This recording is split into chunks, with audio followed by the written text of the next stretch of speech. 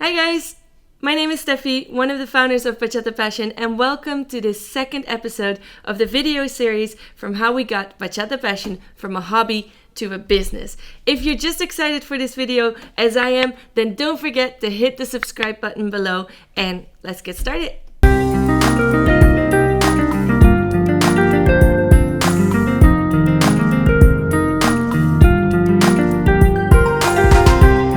In the previous episode, you could already see how we started Bachata Passion as a hobby in 2012 with our first show and how we took it to a small dance school, working together with our colleagues from Mistura Movement.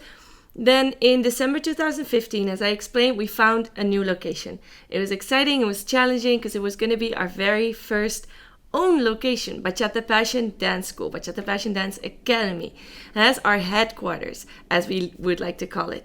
So we signed a contract in December 2015 and we started here in January 2016 after weeks of working on it. Luckily, we had a lot of help from our students that wanted to help out because we did everything ourselves, from redecorating the whole room, the floors, to the wall, to the mirrors, to taking down all the curtains because it didn't match. It really wasn't the same how we got in and what we transformed it in. So it was really felt like our own little paradise that we built. Yeah, so we didn't have any budget for it, but luckily with all the help and everything that we could do ourselves, and my dad was a great help, we managed to do everything low budget, and we started in January 2016 in this new location. Now I need you to understand that just like we only had a few students in the beginning, we moved to this location with only just enough students to pay for the rent. That's it.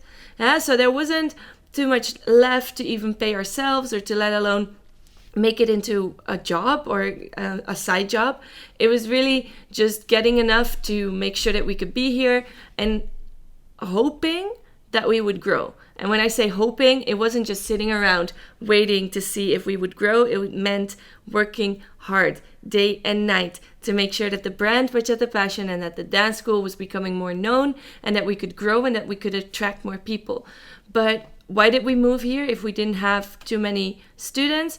It was because at the other location we couldn't grow. Yeah, it was small, there was no way to grow. So it was either taking a risk and making sure that we had the opportunity to grow and that we could attract more people, or just deciding that this was it and this was the max that we could do.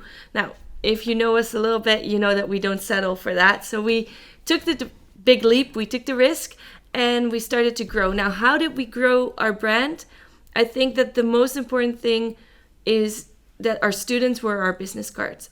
Because bachata, and especially bachata sensual, which we focused on a lot more then, was not known in the Netherlands. There was nobody dancing it, which meant that our students, which I'm super grateful and proud of, were the first one to take on this risk. It meant that when they went out dancing, they would immediately stand out because nobody did those figures, which helped us in a way that when our students went out to dance and did our Bachata Passion and Bachata Sensual figures, people would realize, oh, those are from Bachata Passion, which helped grow our name, which helped grow the brand. And luckily, the figures and everything was well received by the majority.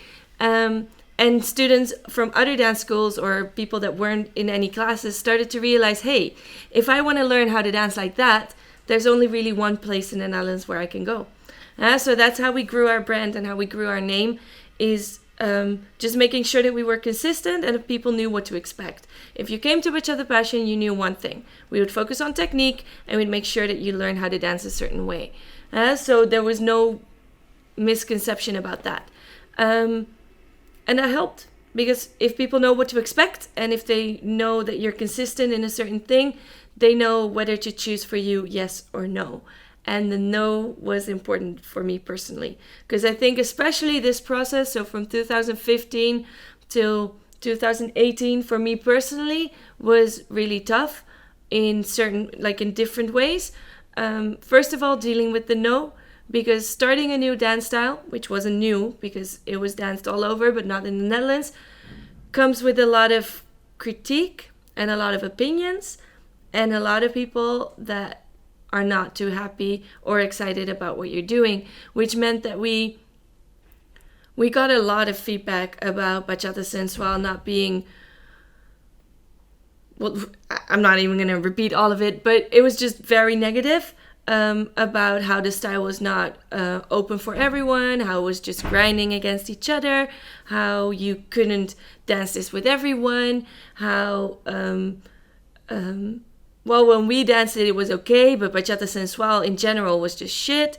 In the Netherlands, people, and especially the organizers and the people that were already in the scene for a long time, were not very accepting of this dance. So it meant we had to stand strong. And it meant that for us, we decided one thing. If we're going to introduce this dance style that we love and that we've grown to respect, then we're going to introduce it in the way that the technique at least is correct. They can say what they want, they can think what they want, and they can have their own opinions about not liking Bachata Sensual, but one, it will never be because of the technique. Never will it be that our Bachata Passion students would go out to dance and that it would be vulgar or that it would be too sexual. It would be Bachata Sensual with the right technique, dance in a proper way, so that yes, you could dance it with everyone. And I think that helped because it meant that our group of students that we had grew really strong because we had one purpose, and it was to show everyone that what we did was what we loved and spread the passion for bachata. And I think step by step, not caring too much about what other people think and realizing that people always will have their opinion made me stronger in my sense of representing Bachata Passion, and stronger in the sense of not always wanting to start and jump into the discussion of having to prove that it wasn't what other people thought it was. And I'm really happy that I got to that point because it helps a lot with my own mental being. But yeah, I can understand that if you're in a situation where you get a lot of critique and criticism from people on things that you do, which you love, and you are convinced you're doing it in the right way, or you're making a choice that other people might not respect, remember that people will always have an opinion. And they will probably not always be in your corner. But as long as you know that what you want to go for is what you stand for, then just stay strong and keep that consistency. And later on, people will or will not go back and agree with you, or they'll change their minds. But that's not up to you, and it doesn't matter actually, as long as you're doing what you love. But why was it also tough is that at that time, when we moved to this new location, I was working another job at the same time. So I was doing two full-time jobs at that moment. I was working full-time at an office here nearby, at an IT office, and I was working at the project management team, which was an office job with a lot of things to focus on from 8 to 4:30-ish, more or less. And it mean that at 4:30, I close my computer, rush to Bachata Passion, and then work at the office here, get ready to teach our classes, do some more administrative things, and then go to bed really late, get up the following morning, and do the same cycle. Which was actually okay. And if you would have asked me at that time, I would say, well, it is what it is. If people ask me at my office job, I would say dancing gives me energy. When people would ask me here, I would say, yeah, but I need the money. We need the income of the other job. So I had both with a different intention. And it didn't really matter until I really started to notice that it was taking its toll. Normal, because I was working 2 full-time jobs. I wasn't sleeping much. I was asking way too much of my body that I couldn't catch up on sleep. I couldn't really, I was living a life that wasn't really sustainable for a long time. So it got to the point where I had to make a decision. Either grow in the direction of project management team and make sure that I grow in that sense and focus on this and make Bachata Passion really just a hobby, or take a leap, take a big risk, and take the step to let go of a job, let go of certainty, and follow a passion that I had, but had no clue if it would be sustainable or if I would be able to live from this. Now, that's the point where other people come into play again. Because what's the first thing you do when you're in a situation where you're curious of how to grow and what to do. For me, it's ask for opinions. I ask for feedback. I ask for help from other people. Don't always take the help, but I ask for it. And actually, if I look at it now, the number of people that said, go for it, take the leap, go for it, against the number of people that were reminding me of all the uncertainties and all the risks and are you sure you really want to do this, it was literally like completely skewed. So there was so many people always focused on the risks, and there wasn't too many people that said just go for it. Actually, there was one in particular that just said, don't look back, go for it. Go for it. And that was Bridal from Guepa. I'm sure you will know him. Check him out as well. He was a big support. He supported me in a lot, and he told me to think about a few things. But for me, the changing situation, the changing discussion, I can still remember. Because you have to imagine I was going back and forth for months. Months of thinking, okay, maybe I should, but what if? Maybe we can do it this way, but what if? And I was making pros and cons list, thinking about all the situations. What if this happens? What if that happens? And then one night, Jeno sat me down and he said, okay, what's the worst that can happen? If you quit your job, what's the worst that can happen? For me, the worst that could happen was that we didn't have enough money to pay for our rent, and that we would have to sleep and live on the couch in our office and make sure that we could live there but not have enough money to pay for rent and still do what we love but live in the office. And Jenna said, okay, so if that's the worst that can happen, what would you prefer?